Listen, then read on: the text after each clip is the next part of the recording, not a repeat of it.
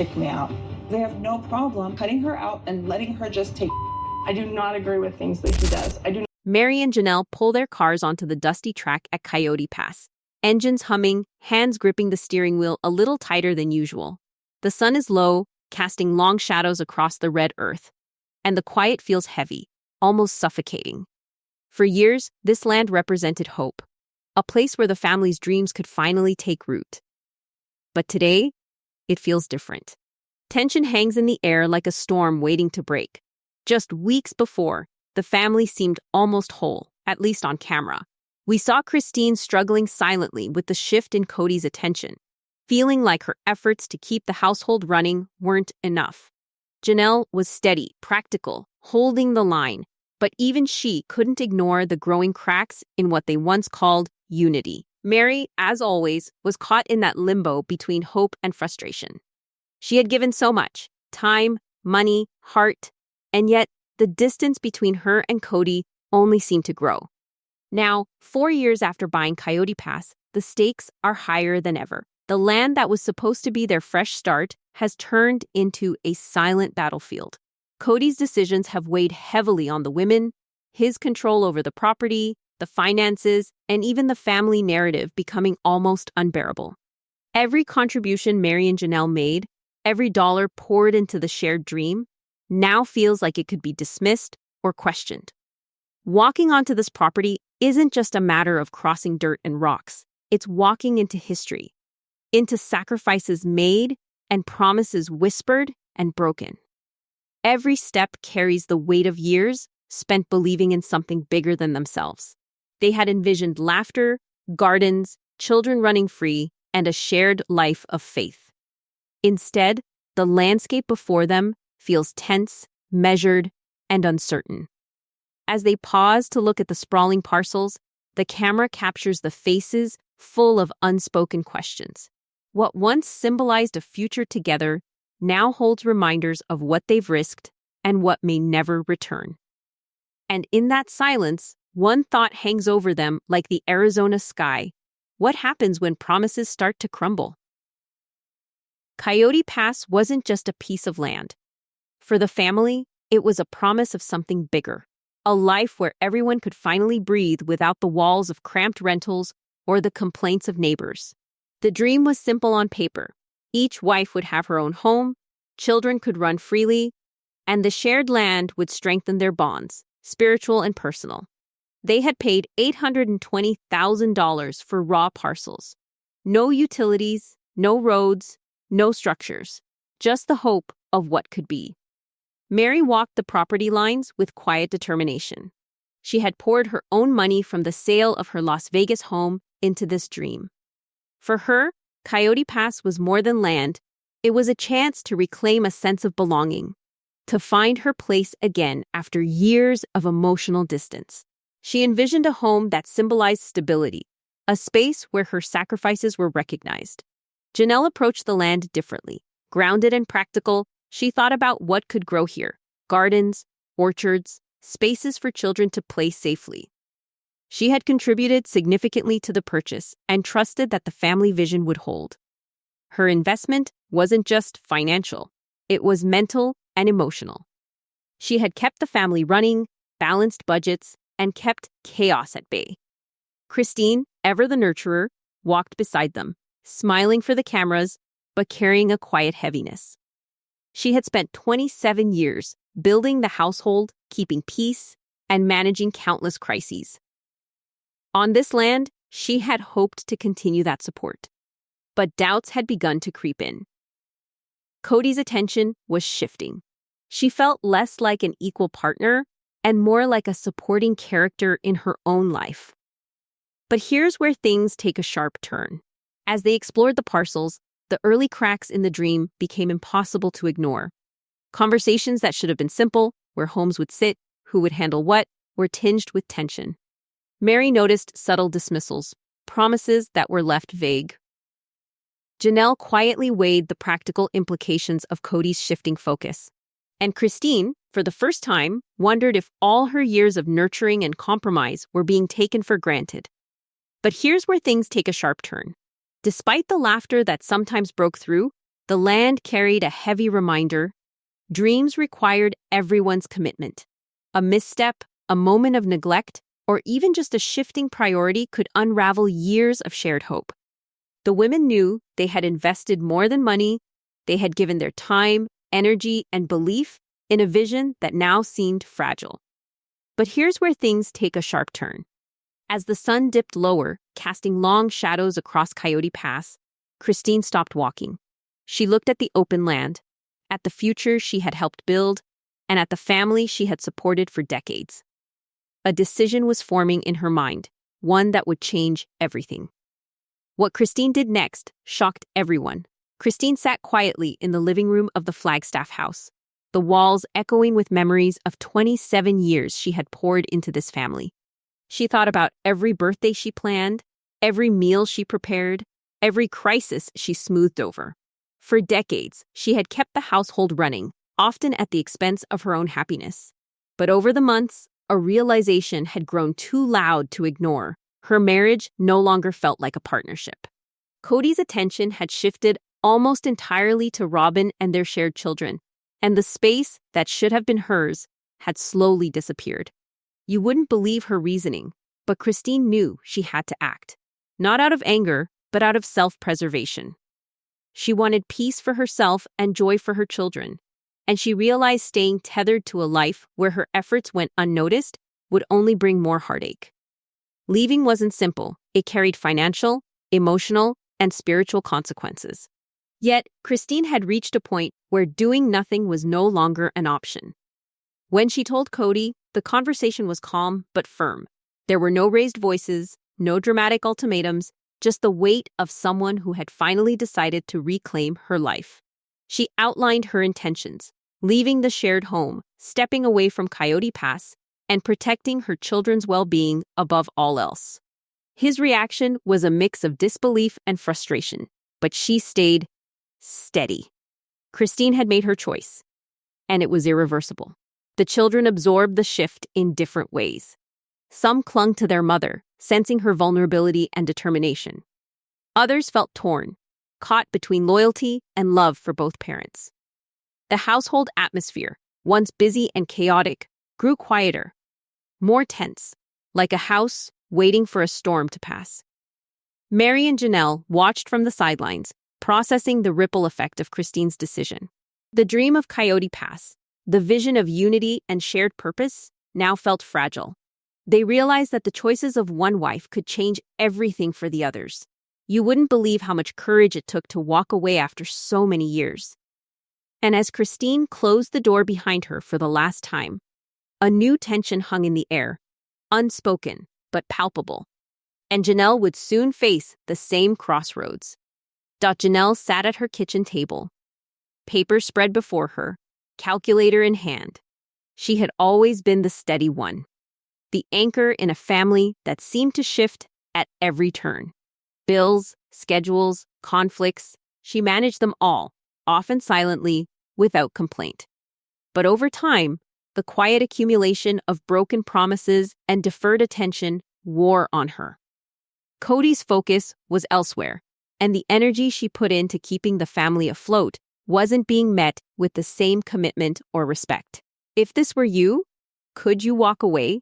Could you look at years of effort, sacrifices, and trust and decide that it wasn't enough to stay?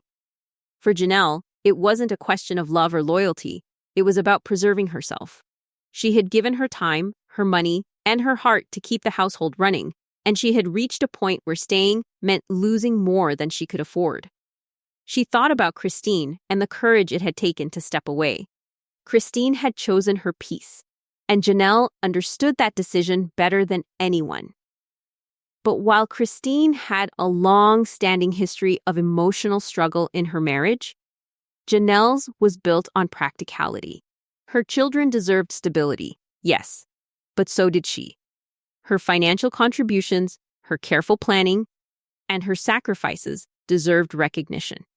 Staying in a situation where those efforts were constantly minimized wasn't an option. The contrast between her calm resolve and the chaos around her was stark. Outside her doors, the household still carried the echoes of tension, disagreements, and unspoken resentment. Decisions about Coyote Pass, conversations with Kody, and the lingering fallout from Christine's departure had created a fragile atmosphere. Yet Janelle approached it with measured steps, thinking carefully about every move. She weighed her options, calculated risks, and considered the long-term impact on her children. But here's where it gets tense. Janelle finally picked up her phone and made the call. The voice on the other end was hers alone to hear. The decision hers alone to make. She told Kody, without drama or anger, that she would step back, not as a punishment, but as a declaration of self-respect. The weight of years of unseen labor, emotional strain, and deferred recognition had led her to this moment. The family felt the shift immediately. Rooms that had once been filled with quiet efficiency now seemed emptier. Conversations were shorter. Decisions that had seemed straightforward became complicated. The stage was set for Meri's next move. Janelle had acted with quiet authority, but the ripples of her choice would stretch far beyond her own life. And the tension hovering over Coyote Pass was far from over. Meri drove along the dusty road to Coyote Pass, gripping the steering wheel tighter than usual. The red dirt stretched out before her, like the years she had spent waiting, years of compromise, sacrifice, and quiet hope. She had given so much: the sale of her Las Vegas home, countless contributions toward the family dream, and her emotional labor as she tried to maintain ties with a man who had moved on. Every mile closer to the property felt heavier, a reminder of all she had invested and how fragile the promise of fairness had become. She had spent years in a state of emotional limbo. Legally divorced, yet spiritually and financially tied to the family, Meri carried the weight of both memories and obligations. She had hoped that her patience would be rewarded, that the land they had bought together would reflect her contributions. But now, with Christine gone and Janelle stepping back, the balance she relied on was crumbling. Meri knew this could end in confrontation. Kody's focus had shifted almost entirely toward Robyn and their shared children. Robyn, positioned as the voice of fairness, claimed publicly to advocate for Meri's rights, yet privately, the negotiations had been anything but straightforward. Every conversation with Kody seemed to circle back to his perspective. He had carried loans, made payments, and assumed financial risk when no one else would. To him, that justified unequal divisions. To Meri, it felt like a revision of history. Wait until you hear what she demanded next. Meri walked onto the property line, surveying the open parcels with a mix of nostalgia and resolve. She would not accept less than what had been agreed upon. She knew her contributions mattered, and she refused to be erased from the story they had written together. She called her lawyer, reviewed the numbers, and prepared for a negotiation that would test every ounce of her patience and conviction. Her voice was calm, but behind it was a steel firmness. She wanted equality, recognition, and most importantly, the right to claim what had always been hers. The tension between her and Robyn was subtle but sharp. While Robyn's public statements framed her as a protector, Meri couldn't ignore the quiet resistance in private discussions. Each meeting, each exchange of emails and proposals, layered mistrust on top of long-standing grievances. The wind whipped across the open land as if to echo the storm brewing between them, but Kody wasn't ready to let it go quietly. His presence on the land, his insistence on rewriting the rules, and his unwillingness to fully acknowledge Meri's sacrifices made the stage set for a confrontation that could change everything. Meri's stand was firm, but the path ahead was anything but certain, and every step she took was shadowed by the possibility of conflict. The dirt track to Coyote Pass stretched out in silence, red dust curling behind tires as Mary and Janelle pulled up side by side. Engines idling, windows down, the cold air did little to ease the tension coiling in their chests. Across the track, Kody and Robyn's truck rolled in slowly, every movement deliberate, like the first notes of a battle about to begin. Neither side would move first. Every glance, every subtle shift carried weight. Meri leaned back, arms crossed, staring straight ahead. She didn't need to speak. Her presence alone said everything. She wouldn't step onto the land alone, not after years of promises broken, not when fairness hung in the balance. Janelle's eyes met hers briefly. Calm, measured, but fierce. She had done her calculations, weighed her options, and knew compromise without acknowledgement wasn't acceptable. Kody finally stepped out, shoulders squared, voice low but carrying over the open land. "We need to talk," he said. "We can settle this fairly." Robyn followed, hands in her pockets, eyes scanning the space between the trucks. "Let's make sure everyone gets what's agreed," she added, carefully neutral. Her tone was steady, but Meri sensed the hesitation behind it. Words alone could not hide the undercurrent of control, the subtle attempts to steer the conversation. Janelle rolled her window down, voice cutting through the tension. "We're here, but we're not getting out until everyone's ready to be honest." The wind tugged at jackets and hair, echoing the unease that had been building for years. Every second stretched. Every glance weighed more than the last. Everything hinged on this confrontation. The history of sacrifices, investments, and deferred promises pressed down on all four of them. Meri's voice finally broke the silence. Calm, but firm. "This isn't about who paid last.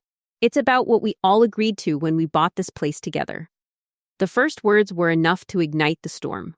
Eyes narrowed, voices tightened, and the tension that had been simmering for months erupted in subtle but powerful ripples. The ground beneath them felt heavier, every footstep more significant than it should have been. This standoff wasn't just about land. It was about recognition, respect, and the right to claim a stake in the life they had all built. After the tense standoff at Coyote Pass, the real battle moved indoors. Emails flew back and forth like arrows across a battlefield. Lawyers weighed in, drafts were revised, and every word carried the weight of years of frustration and sacrifice. Mary and Janelle were relentless, reviewing every clause, every number, every mention of contributions and equity. They refused to let the story of their work and investment be rewritten. Robyn, who had publicly claimed she was the one fighting for fairness, faced a different reality behind the scenes. On camera, she was calm, protective, the last wife standing for equality. In private, she juggled loyalty to Kody with her promises to Meri. Each negotiation was a tightrope, and every compromise felt like a test of patience and integrity. But here's where things take a sharp turn. Kody, meanwhile, leaned heavily into his version of history. He framed himself as the primary financial contributor, the one who carried the bulk of the loans, and the risk taker who had kept the dream alive. To him, this justified adjusting the division. To Mary and Janelle, it felt like erasure. Years of sacrifice, home sales, contributions to family accounts, and emotional labor were being questioned, discounted, and reinterpreted. "This isn't fair," Meri said in one email to her lawyer, her voice calm but tight. "We agreed to equal shares." That was the plan from the beginning. The tension built with every exchange. Negotiations became a maze of revisions, counteroffers, and pointed reminders of the original agreements. Meri and Janelle held firm, refusing to let the weight of Kody's revisionist history shift their stance.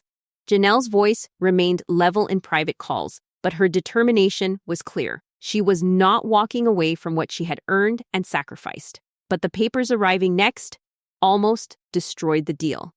Non-disclosure agreements, hold harmless clauses, and new legal language suddenly appeared, demanding silence from Meri and Janelle, threatening to strip them of the right to speak about the sale, the negotiations, or the family drama.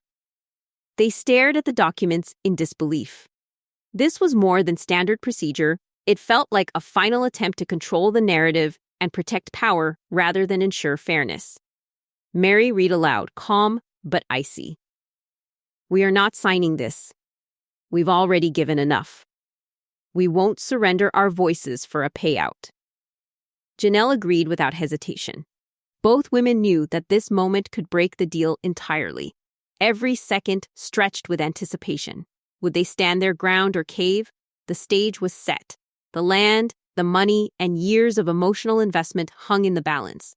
And the next move from Kody and Robyn could determine whether justice would finally be served or if the family dream would end in frustration and silence. Just when it seemed like the negotiations were reaching an end, a new twist arrived that stunned everyone. The developer's escrow officer called Janelle first, eyes widening as she read the latest documents. Non-disclosure agreements, hold harmless clauses, and sweeping language demanding silence from Mary and Janelle were suddenly on the table. This was more than money. This was dignity. Years of sacrifices, emotional labor, and financial contributions suddenly came with strings attached, as if their voices and stories could be bought and muted. Mary's reaction was sharp and immediate. Calm but resolute, she read the clauses aloud over the phone with her lawyer, each word cutting deeper than the red Arizona dirt under Coyote Pass. "They don't want me to talk," she said, her voice steady, but burning with controlled anger. After everything she had endured, after all the promises she had honored, now there was an attempt to silence her. And she refused. Not for a second. Janelle, always measured, mirrored her determination. They had already given up too much. They would not surrender the right to speak about their lives, their investments, or the fairness they were owed. Every clause, every line felt like a trap designed to bend them into compliance. But Mary and Janelle were not stepping back. Every email, every phone call became a test of endurance and principle. The tension was almost unbearable. Kody and Robyn tried to frame the NDAs as protection for everyone, insisting it was standard procedure. But Meri listened without interruption. She had spent years protecting their narrative, defending their choices, and managing expectations. She wasn't about to be muzzled now. The stakes had shifted. This was no longer just a negotiation about land or money. This was about claiming their voice, their story, and their rightful recognition. Hours turned into days as tempers flared, lawyers argued, and the developer grew restless. The deal teetered on the edge. And then, finally, after days of waiting, the final offer arrived. The tension hung like a storm cloud over Coyote Pass. Every eye, every mind waited for the next move. Would the women accept conditions that could silence them? Or would they finally secure what they had fought for? After weeks of tense negotiations, back-and-forth emails, and heart-stopping uncertainty, the final division of Coyote Pass was ready to happen. The developer had held firm, the offer remained, and the paperwork finally reflected what Mary and Janelle had fought for. Each of the four adults, Kody, Robyn, Meri, and Janelle, stood to receive roughly $375,000. Not a fortune, but a tangible acknowledgement of years spent, promises kept, and sacrifices made. Meri stared at her deposit notification. The numbers finally real, finally hers. It wasn't just about money. This was recognition. Recognition that her contributions, her patience, and her commitment had mattered. She had fought for fairness, and, for the first time in years, it felt like she had been heard. Relief washed over her, mingled with a quiet sadness. The land she had once hoped would unite the family was now gone, and with it, the echoes of dreams that had shifted and broken over time. Janelle, back in her new rental, allowed herself a small, private smile. The practical decisions, the careful planning, the steadfast belief that fairness mattered, it had paid off. She could finally breathe. The burden of deferred promises lifted, the knowledge that her efforts had been validated. Peace, however measured, had arrived. Kody and Robyn remained in Flagstaff, the big house quieter than ever. The sale of Coyote Pass eased the financial strain that had weighed on them for years. Relief came, yes, but it was accompanied by the hollow silence of absent voices, and a family that had been reshaped, not repaired. But even with money divided, the wounds lingered. The tension, the mistrust, the subtle betrayals, they could not be erased with checks or deeds. Every party had gained something, yet every party had also lost. The emotional cost, the fractured bonds, lingered like a shadow across what remained of the family. Coyote Pass was gone, but the story wasn't over. The red dirt and survey flags might have been cleared, but the memories, the conflicts, and the lessons remained. Each person would carry a piece of it forward. The victories, the regrets, and the quiet hope that life could finally move on. Yet the questions lingered: had fairness truly been served, or was this just the beginning of a new chapter in a story that would never fully settle? Meri returned to Utah, to the bed and breakfast she had built with her own hands and heart. The inn became her sanctuary, a place where mornings started with coffee on the porch and ended with quiet reflection. Guests came and went, without prying into past family dramas. The money from Coyote Pass gave her breathing room, but more importantly, it gave closure. She could finally move forward on her own terms, her life no longer defined by promises that had been broken or by a family that had drifted apart. Janelle, meanwhile, headed east to North Carolina to join her daughter on a small farm. Acres of green replaced the red dirt of Arizona. Chickens scratched in the yard, vegetables stretched toward the sun, and the simple rhythms of planting, harvesting, and tending the land gave her a sense of purpose and calm she had not felt in years. The financial gain helped ease debts and purchase equipment, but it was the distance, the freedom from old tensions, that brought her the real peace. Kody and Robyn stayed in Flagstaff, managing the big house and caring for their children. The sale of Coyote Pass brought financial relief, yet the quiet in the house was heavier than ever. The absence of Meri, Janelle, and Christine left echoes in empty rooms. They focused on their remaining family, trying to find balance after decades of plural marriage. But the fractures were visible, the trust fragile. Even after all the money was divided, emotions ran deep. Resentment lingered, old wounds simmered, and the questions of fairness and loyalty stayed alive. Did Robyn truly fight for equality, or was it a show of control disguised as advocacy? Who really came out ahead, and who was left carrying the weight of what was lost? Next season, we might see even bigger drama as these questions continue to play out. Family bonds have shifted, allegiances tested, and the legacy of Coyote Pass remains a defining moment for everyone involved. What do you think? Did Robyn genuinely stand up for fairness, or was it all for show? Who truly won in the end? Share your thoughts in the comments. I want to hear your hottest takes. And make sure to subscribe and turn on notifications so you don't miss the next updates on this ongoing saga. The story isn't over, and trust me, you won't want to miss what comes next.